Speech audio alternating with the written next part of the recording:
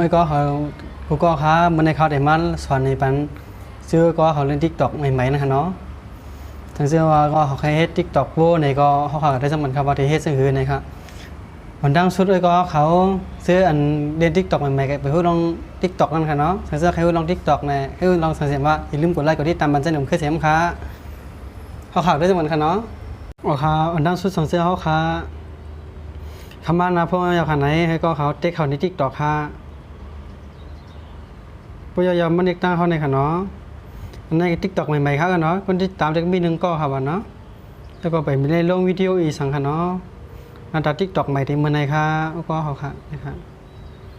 ข้ามไปได้ลงสังค่ะเนาะยาวก็สังเกตว่าเขาให้ TikTok โป้ในค่ะเนาะเขาเต็กเขาเรียนในค่ะ3เสียงในค่ะเนาะแล้วก็ให้ก็เขาว่าเน็กเรียนในค่ะบัญชีส่วนตัวในค่ะเนาะเรียนในค่ะ1ค่ะโป้ยาวๆหน่อยให้ก็เขามาเน็กเรียนในค่ะสลับเป็นบัญชีโป้ในค่ะเนาะเรียนในค่ะเนาะยกขอค่ะสังเกตว่าเขาอันเฮ็ดขายของนี้ตีใจในค่ะเนาะธุรกิจในค่ะเนาะมันเบอร์เขาขาตีเฮ็ดเหมือนใจขายของค่ะเนาะเป็นผู้ช้างนะครับเด็กเขาตีในค่ะเนาะโปยาวๆไหนตีในเขาได้เลิกว่าเขาขายเฮ็ดเป็นอย่างเป็นนักศึกษาเป็นเฮ็ดลงหนังงานนะครับเฮ็ดอย่างเดียวค่ะเนาะเขาขาเหมือนใจค่ะเนาะเพียงในการเต้นมันเรียกตีในค่ะเนาะตีในค่ะเริ่มค่ะเนาะเพียงในการเต้นเขาขาเฮ็ด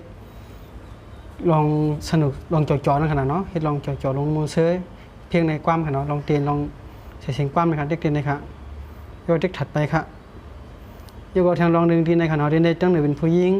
ตั้งในเป็นผู้ชายค่ะเนาะใครจะมาผู้หญิงผู้ชายโยก็ในอื่นๆในเขาขำเอาค่ะเนาะเขาขาเป็นผู้ชายก็เด็กผู้ชายเป็นผู้หญิงก็เด็กตั้งเลยนะครับที่ในผู้ชายค่ะเนาะเด็กเช่นค่ะเนาะแล้วก็ที่ในครับสำรวจการวิเคราะห์ในค่ะเนาะไปกำค่ะเอาขาในค่ะเปลี่ยนอันนี้ออกยาวค่ะเนาะในก็เลยว่าเป็น TikTok โปกว่ายาวค่ะเป็น TikTok โปเป็นบัญชีโปยาวค่ะน้อยก็ค่ะเนาะถึงเจอก็เขาก็เลยไปฮู้ใครมอนในก็อย่าลืมกดไลค์กดติดตามกดโทรศัพท์บันไดหนุ่มเคยเสียคำคาลอกไลค์เฮ็ด TikTok โปมีหนังในค่ะเนาะในสงค่า